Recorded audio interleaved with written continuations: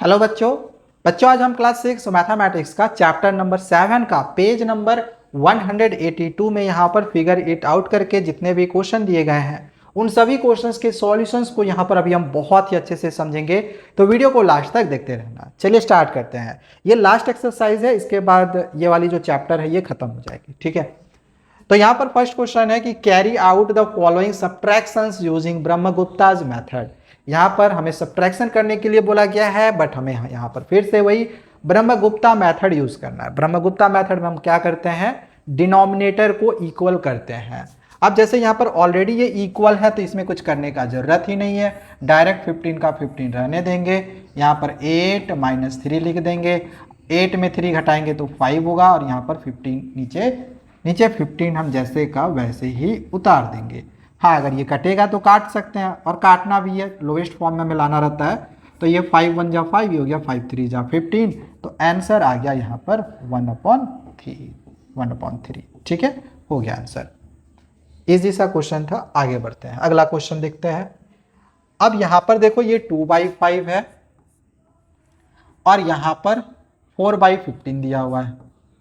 अब यहां पर अगर आप देखो एक चीज, तो यहां पर 5 के टेबल में 15 तो आता है। अगर ऐसा होता है तो हम क्या करते हैं, यहां पर जो 15 बड़ा नंबर आया, जो कि आया 5 के टेबल में 15 आया, तो 15 इधर लिख दिए।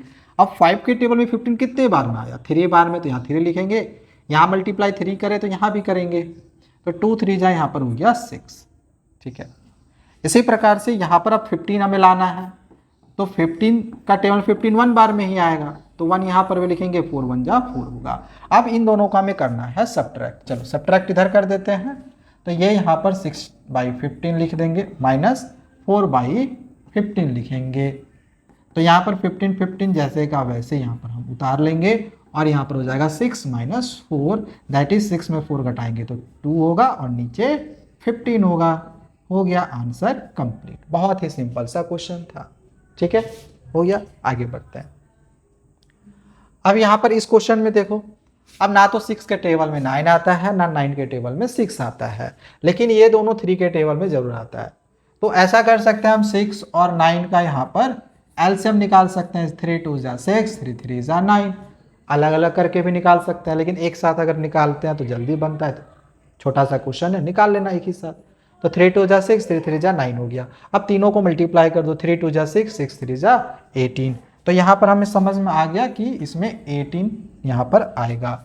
ठीक है, तो यहाँ पर 5/6 रहने देते हैं, और चूंकि 18 आएगा तो यहाँ पर इक्वल टू करके नीचे में डिनोमिनेटर में 18 लिख देना इस तरह से।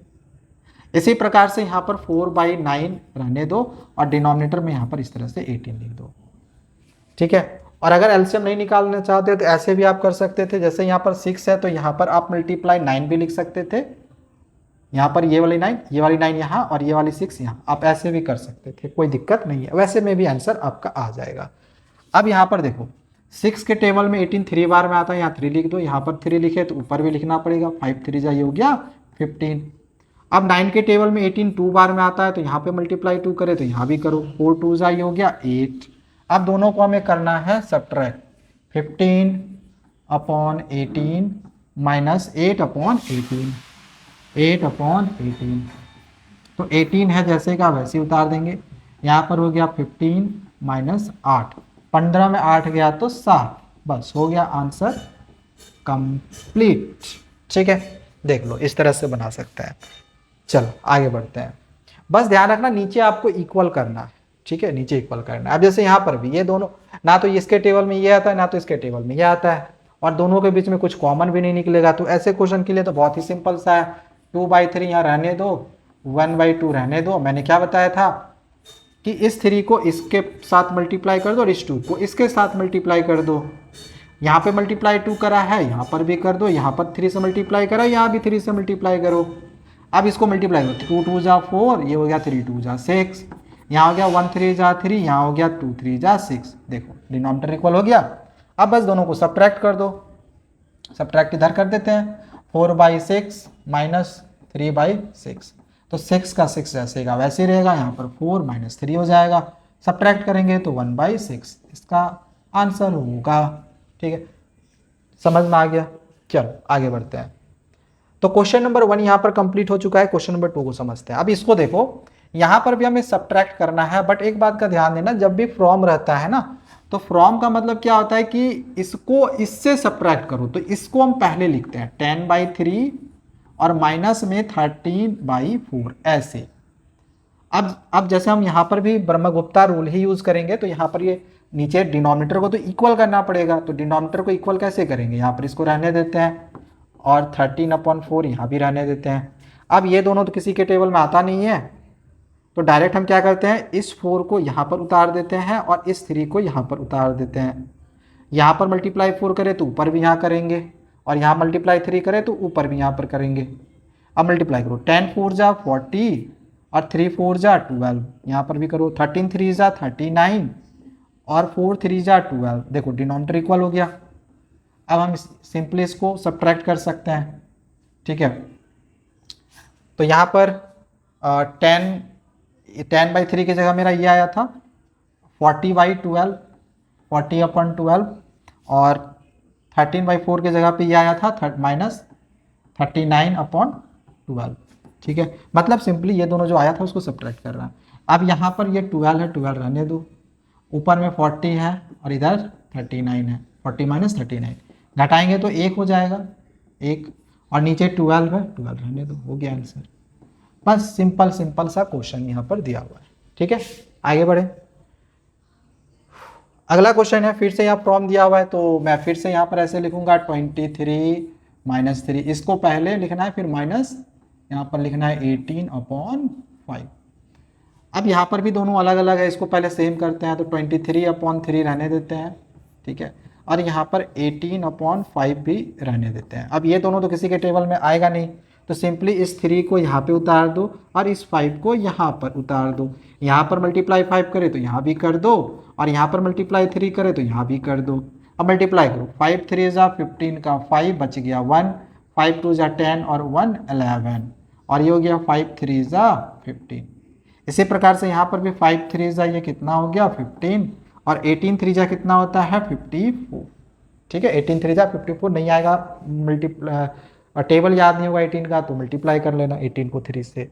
अब चूंकि हमें सब्ट्रैक्ट करना था तो इन दोनों को सब्ट्रैक्ट कर लेंगे, 115/15 माइनस 54/15, इसमें नीचे सेम लिख लो 15, और ऊपर में 115 है और माइनस 54 है। अब सब्ट्रैक्ट करो, 5 में 4 गया तो 1, 11 में 5 गया तो 6, ठीक है। इधर तो 0 हो गया, यहाँ पर हो गया 61/15। अब नीचे कम और ऊपर ज़्यादा है, तो इसको आप ज़्यादा से ज़्यादा मिक्स्ड फ्रैक्शन में कन्वर्ट कर सकते हो। 15 4 जा 60 + 1 61, ठीक है। मिक्स्ड फ्रैक्शन में चेंज करने तो आता होगा ना, नहीं भी आएगा तो इतना ही आंसर लिख देना चलेगा, ठीक है, दिक्कत नहीं होनी चाहिए। चलो आगे बढ़ते हैं। अगला यहाँ क्वेश्चन है, अब इसको फिर से हम यहाँ पर पहले लिखेंगे 45/7 और माइनस में यहाँ पर 29/7। अब यहाँ पर डिनोमिनेटर इक्वल है तो हमें इक्वल करने की जरूरत नहीं है, डायरेक्ट सब्ट्रैक्ट करेंगे। यहाँ पर 7 का 7 रहने देंगे, 45 रहने देंगे और 29 लिख देंगे। अब यहाँ पर देखो 15 में 9 गया तो 6, यहाँ पर 3 बचा, 3 में 2 गया तो 1, और नीचे 7 है, 7 रहने देंगे। अब चूंकि नीचे कम और ऊपर ज़्यादा है तो इसको मिक्स्ड फ्रैक्शन में कन्वर्ट कर सकते हैं, नीचे 7 का 7 रहने देंगे। 7 2 जा 14 और 14 और 2 16, तो मिक्स्ड फ्रैक्शन में इस तरह से हम कन्वर्ट कर सकते हैं, ठीक है। मिक्स्ड फ्रैक्शन में अगर किसी को कन्वर्ट करने नहीं आएगा तो कमेंट जरूर करना, मैंने ऑलरेडी एक वीडियो में समझाया हुआ है, उसका लिंक मैं डिस्क्रिप्शन पे दे दूँगा। ऐसे आसान है, टेबल ही सिंपली हमें पढ़ना रहता है, ठीक है। सामने यहाँ देखो, यहाँ पढ़ा 7 का 7 रहने दिए, 7 के टेबल में 16 नहीं आता, इससे कम कितना आता है 14, 2 बार में 7 2 जा 14 और 2 बच गया, ऊपर लिख दिए, सिंपल है, ठीक है। देख लो हो गया, आगे बढ़े। अब यहाँ पर क्वेश्चन दिया गया है, solve the following problems. Question है कि Jaya's school is 7/10 kilometre from her home. Jaya का स्कूल जो है, मान के चलो यहाँ पर ये जया का स्कूल है, ठीक है, ये जया का यहाँ पर स्कूल है, ठीक है, यहाँ पर ये जया का स्कूल है, चलो जैसा भी हो। उसके घर से जया का जो स्कूल है, जया के घर से, और जया का घर मान के चलो यहाँ पर है, ठीक है। तो जया का जो स्कूल है, इसके घर से जया का जो स्कूल है ये 7/10 किलोमीटर है, ठीक है, पूरा यहाँ से यहाँ तक का इसका डिस्टेंस है। क्वेश्चन है कि she takes an auto for 1/2 kilometre for her home daily. अब वो हर दिन क्या करती है कि अपने होम से, ये उसका होम था याद होगा, और ये इसका स्कूल है, तो वो हर दिन क्या करती है कि अपने घर से वो हाफ किलोमीटर तक वो ऑटो करती है। तो हाफ किलोमीटर तक ऑटो करी, मान के चलो हाफ किलोमीटर यहाँ से यहाँ तक आया, एग्जाम्पल लेते हैं, ठीक है, हाफ किलोमीटर यहाँ से यहाँ तक आया, 1/2 किलोमीटर, ठीक है। तो अब आगे क्वेश्चन है कि how much does she walk daily to reach the school. अब वो कितना रोज चलेगी कि वो स्कूल तक पहुंचेगी। तो वो मान के चलो ऑटो से वो यहाँ से यहाँ तक आई, तो अब उसको यहाँ तक और आना पड़ेगा, मतलब यहाँ से यहाँ तक का डिस्टेंस कवर करना पड़ेगा, तब तो वो फिर यहाँ पर स्कूल तक पहुंचेगी, मतलब यहाँ से यहाँ तक वो पैदल जाएगी। तो हमें यहाँ से यहाँ तक का डिस्टेंस निकालना है। कैसे निकालेंगे, तो पूरे में से इसको सब्ट्रैक्ट कर देंगे। पूरा का लेंथ ये दिया हुआ है और इसका लेंथ यहाँ पर दिया हुआ है, तो पूरे में से इसको घटा देंगे तो ये निकल जाएगा, ठीक है। तो चलो यहाँ पे हम लोग सॉल्यूशन लिखते हैं। बोला गया था क्वेश्चन में कि how much does she walk daily, how much does she walk daily to reach the school. तो यहाँ पे हम लोग लिखेंगे सी वॉक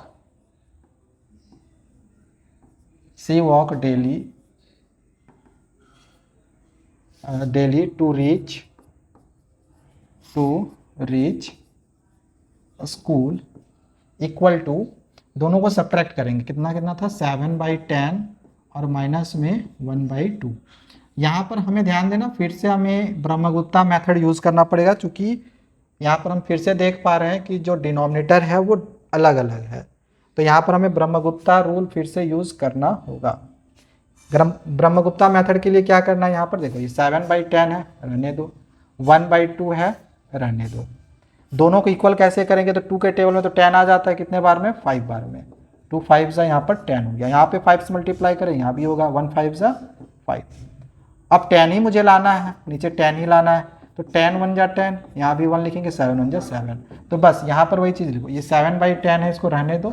ये वाला काम जो है ना, ये वाला काम आपको करना है, ऐसा नहीं कि इसको छोड़ दिए, ये अपने कॉपी में बनाना है नीचे, और उसके बाद फिर इसके जगह पे सेम यही रहेगा, 1/2 के जगह पे इसको लिख दोगे 5/10, ठीक है।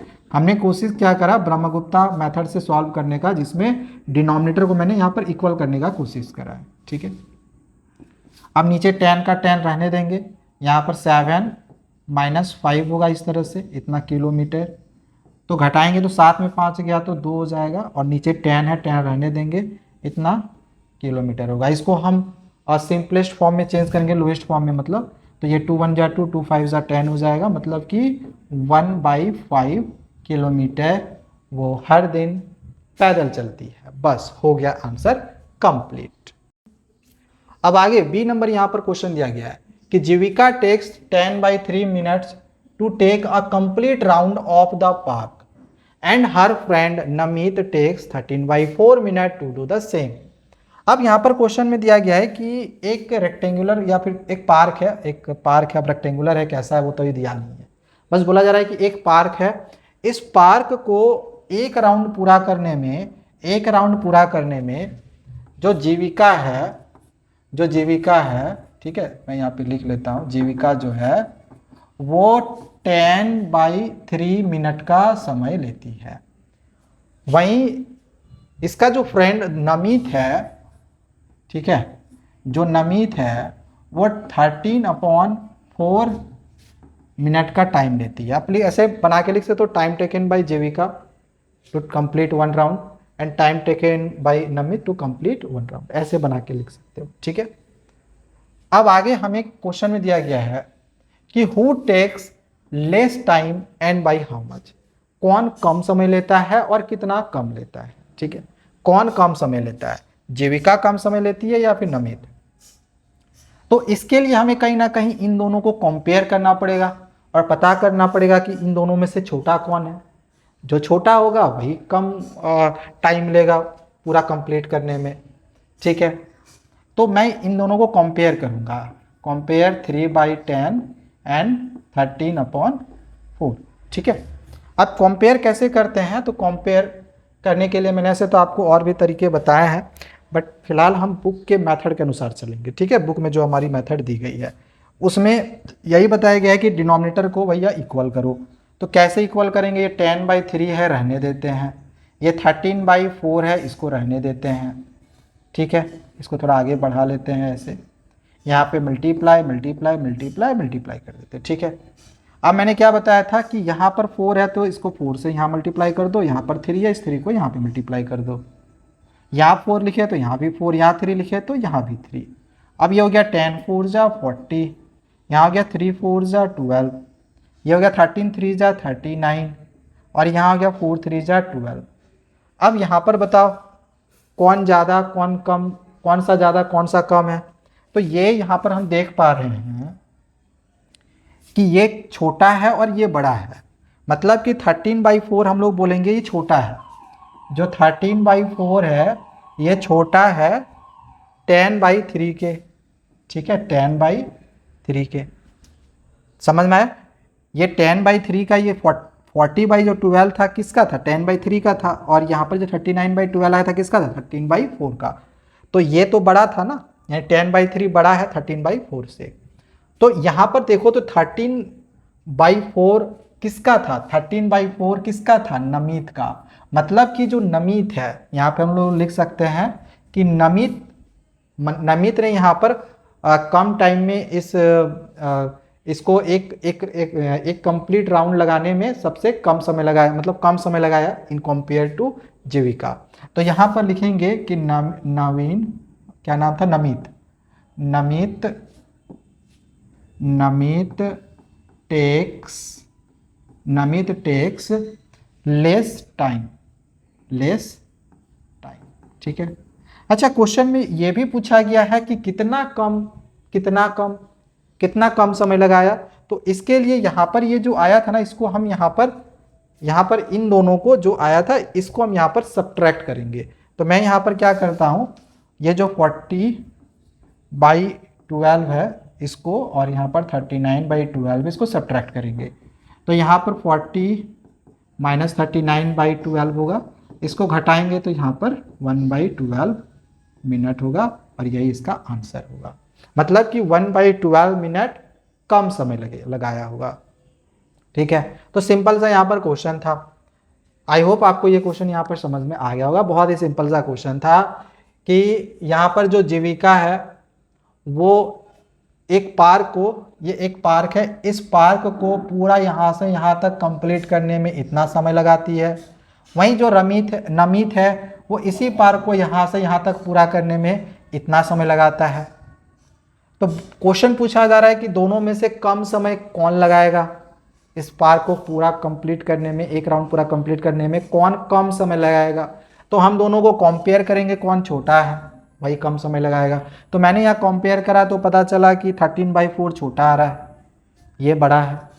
तो 13/4 किसका था, नमीत का, यानी कि नमीत जो है वो कम टाइम लगाएगा। कितना कम टाइम लगाएगा ये भी पूछा था, तो दोनों को सब्ट्रैक्ट कर दिए, मतलब कि 1/12 टाइम कम लगाएगा, ठीक है। चलो कंप्लीट करवा दिया है मैंने यहाँ पर। आई थिंक सारा क्वेश्चन हो चुका है, सारे के सारे क्वेश्चंस मैंने यहाँ पर आप लोगों को कंप्लीट करवा दिए हैं। और इसके साथ ही साथ आपका ये जो पूरा का पूरा चैप्टर है वो भी फ्रैक्शन का ख़त्म हो चुका है।